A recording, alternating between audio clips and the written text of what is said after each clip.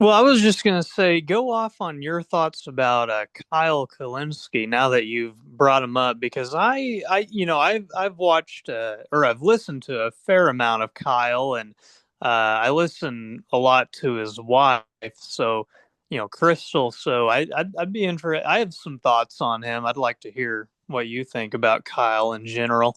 Yeah, I mean, listen, I used to watch Kyle all the time, and I'll say this, he was really good when I was young, because I didn't know any better. I didn't I it was easier for me to get information from listening and watching rather than reading. So like right now, like a lot of my sources are like written sources, more like, air quote legitimate sources. But back in the day, like when I was a, 17 to 20 something year old kid, like absolutely I would I would watch Kyle Kulinski all the time. That's where I got my news from.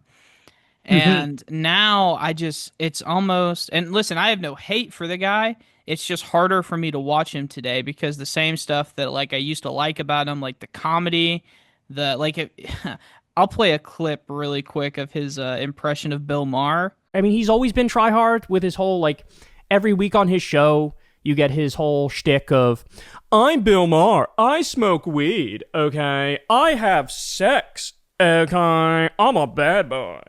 Like you get that sort of shit. Another one of his smug rants about like, let me tell you everything that's wrong with the Democrats, okay? And it turns out the problem is they're too far left, and young Democrats love Hamas, okay? It's gross. Like it's almost like, ugh, you're a little too.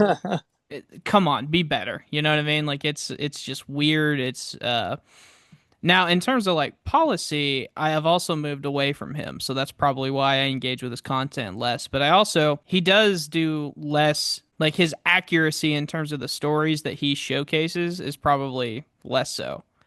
Because and that's something I just found out with time. So like he doesn't cover truthful stories all the time, and I hate that I can't. You got me on the cuff here. I didn't even write any of my notes about him, but I'm sure I could find something where the guy, like 6 months later, we find out, oh, this wasn't even true. Well, I believe you. Sometimes it's just kind of hard to think of an example in the moment, but I certainly believe you. And I'll say this: I can't think of any examples off the cuff where he got a news story wrong, but I also don't consume him a ton. But you know what he did get wrong is this 2024 election. Dude, oh Or my goodness. Yes. Dude, that was unbelievable. He showed this map. I'm gonna go through and I'm gonna find it. But basically he shows, yeah, this is the worst case scenario is a Kamala, 300 electoral vote landslide. And I'm like, this guy's insane. Like, you want to talk about separated from reality? Like the dude, you can't have that analysis unless you're living in an echo chamber. There's just no way. And he swore. So there was this poll out of Iowa, this Seltzer poll, and he swore by it. He was like going up and down. He's like, "Oh my God, this makes me feel." And like you said, he couldn't have been more wrong. He just couldn't, and he owns oh it. yeah. To his credit, he does own it. Yeah, I don't know what that was. I guess it was just wishful thinking on his part because uh maybe he got caught up in the hype. I don't really He know what drank the all. Kool-Aid, man. He drank the Kool-Aid. Yeah. I mean, I was saying it for weeks. I was like, yeah, this guy's got no shot. Like I felt very pessimistic about the election, and then sure enough, boom. Now, listen, I'm not Nostradamus. Like, you know what I mean? It's just I engage with a lot of Americans of a lot of different demographics. I feel like a better touch about how people feel, Like, Mm-hmm. Yeah. Yeah, I think you're right. I think Kyle probably does exist in a bubble, and I think of a bit of a bubble at least, and it's probably a bubble of his own making. Honestly, uh, something I've noticed, talking about how commentators have changed over the years. Kyle has become really, I guess you could call it, he's real big in purity testing, I feel like now. right. Because there was a time where he would go on like Joe Rogan and have a discussion, and his wife and his wife's co host, Saagar, they blew up because they went on Joe Rogan, and so you would think that they would, that Kyle would have a lot of gratitude, and and at one point Kyle did seem to have a lot of gratitude and seemed to like Joe Rogan quite a bit. But now I mean, there was a period in time after the election and around the election where he just wouldn't stop shitting on Joe Rogan. Well, he Uh, still won't now. He still won't now. And the other, sorry, I don't want to cut you off here, but no, the no, other you're part that fine. really, really ticks me off about this, and like I said, if you were to place like my policies and like his policies on a graph, I'm sure we're close. You know what I mean? But I think it's our attitude and our way that we view politics that is dramatically different. Like you said, he's all about purity testing. And to be honest with you, I'm completely pragmatic. Like I just am. You know, you do what you got to do to win within like legal bounds, obviously. But he's super not. He's super not that way. And even with Joe Rogan was his friend. You know what I mean? Like, and he threw that away. And like you said, brought on his wife to kickstart their show right after they left with The Hill, right? Did him a Hmm. huge favor. Dude did not give a flip, man. And I guess to some extent he can feel that way because he already made it, and that's fine, I suppose. But I just don't get it. I really don't. There's like a betraying aspect of it all that I just don't think someone of my disposition would ever be comfortable with. I mean, like for example, like you know, I consider myself pro Palestine, but and that's a really hot button issue. I mean, frankly, we're basically saying that a genocide is taking place and all that. But I have friends and family that are pro-Israel, as many Americans are, and I'm not gonna like cut them off or anything. I think that's a honestly it. I totally understand where they're coming from. I mean, they've imbibed enough propaganda their whole lives, and even if they were well read on the subject and still chose to be Zionists or something, I wouldn't hold it against them. I'd still go out to dinner and have a good time. But Yeah, 100%. And this militant attitude that he has towards politics, where it's like if you're friends with a pro-Israel like Zionist, you should not be friends with them. Or if you're friends with a Trump supporter or like a MAGA person, then you should rethink your friendship with them. And it's like, okay, this level of like pearl clutching, and I'm sure it does well at the dinner parties that he goes to, but ultimately I don't think it gets us any better. At what when has it ever worked ever? You show me the scenario where it's worked, where it's like, okay, MAGA we just need to exclude what 40% of the country. I mean, I think Bill Maher, I know we talked about it a little bit earlier. I think he had the better like realization here where he's like, okay, even if I think these people are fucking crazy, we can't treat them like they're children or we're not going to get anywhere because they're 40% of the country. This is a democracy. oh yeah, oh Kyle yeah, doesn't have that political analysis. I don't think so anymore. yeah. I agree. I don't think Kyle has the capacity to like separate like these political things versus like his own like personal like attitude towards people.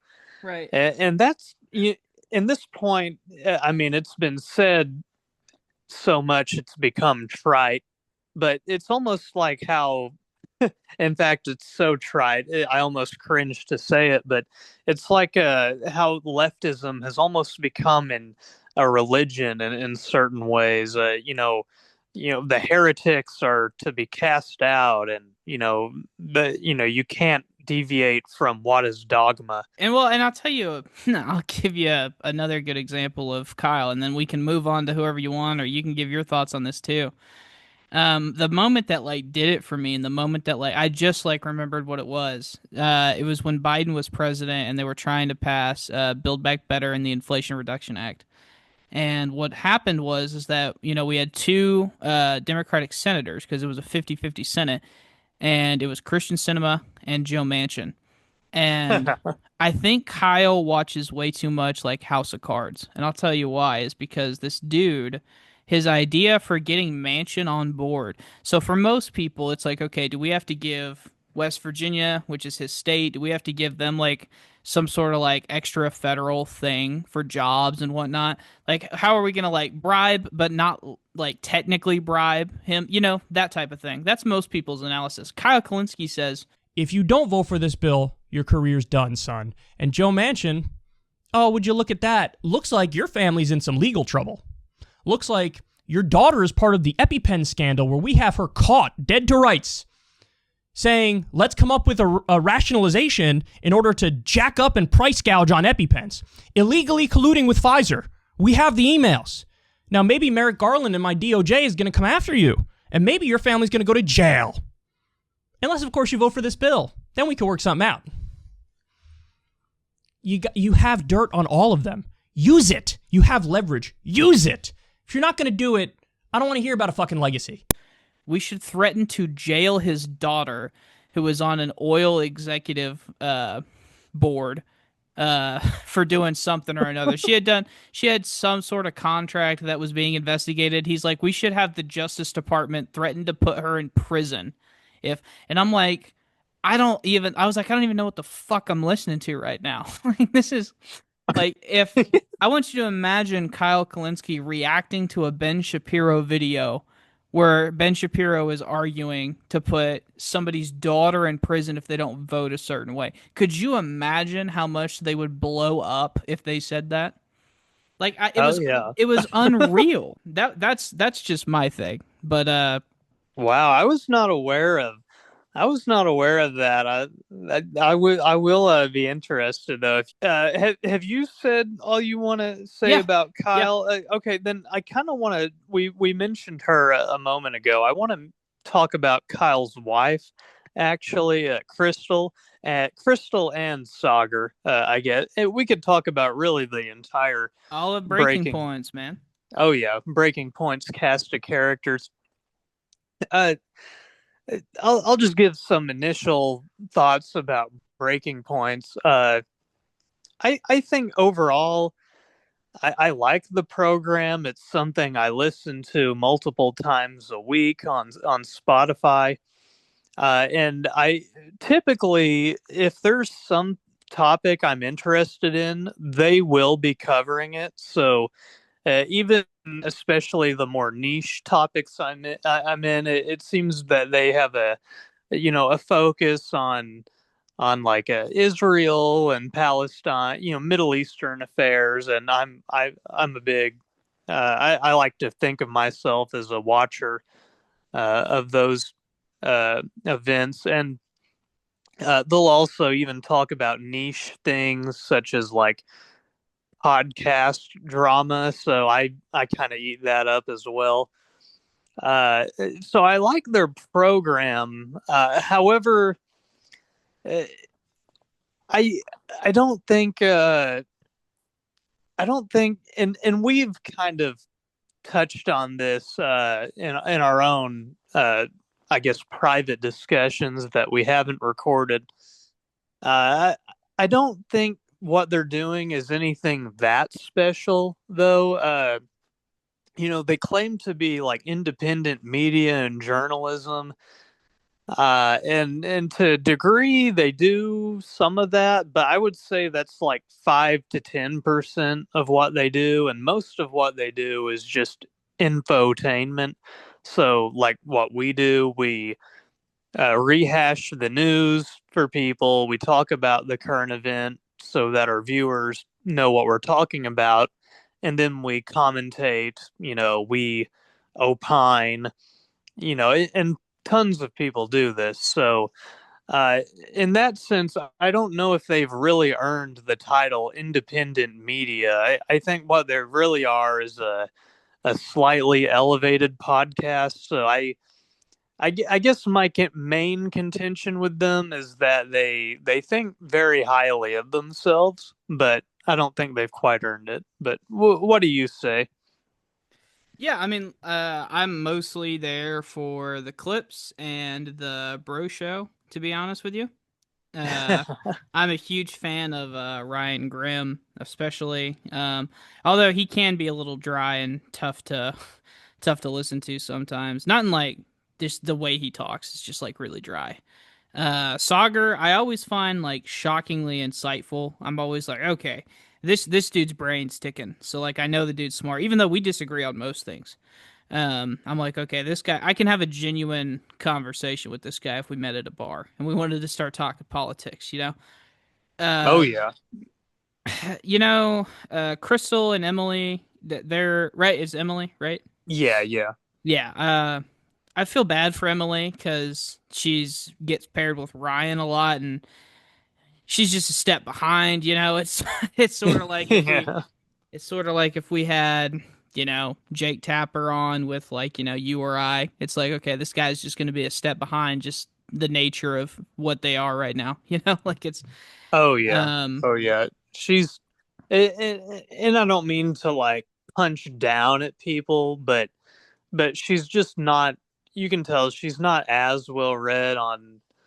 She's just not as well read or as educated as especially Saagar and Ryan, and she's just not quite as talented. She is talented. There are times where she's said things. I'm like, oh, okay, so she is read up on things. She'll mention, well, you know, I don't even doubt that she's read up. I just, I'm sure all the information's there. I think it's just a communications issue. That's all I think it is. oh, okay. So you would argue that she's not as good of a communicator. I would agree as well. She kind of has this.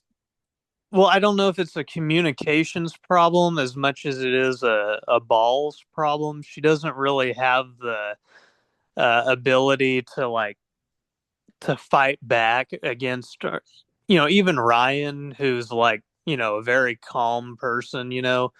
Saagar and Krystal will be incredibly combative at times, but I don't think Emily has it in her to actually like push back that hard against Ryan. Yeah, yeah, I generally would agree with that. Yeah, yeah, but like you were saying with Saagar, though, I think Saagar is impressive. He definitely has a wide range of knowledge. I am a fan of his, even though he's kind of dorky. And then also like he's like this really big like JD Vance shill, which I don't.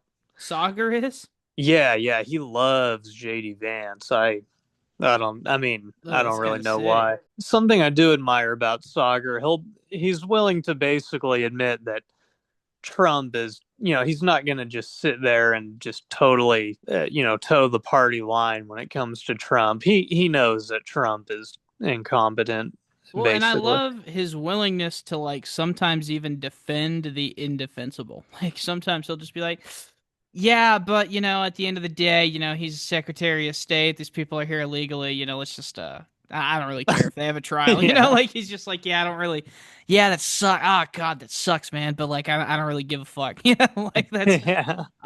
because I respect it. I really do. Because like, a bunch of people would just try and paint it, in rose-colored glasses as best they can, but he's like, yeah, sorry, no, you're right, but also I don't care. Like it's He definitely goes further than most. I will say he won't go like all the way in my mind, because I won't relay the characters I'm thinking of since we're on YouTube, but he certainly won't go all the way, but he'll go as far as you can go while being mainstream on certain topics. So I do commend him for that.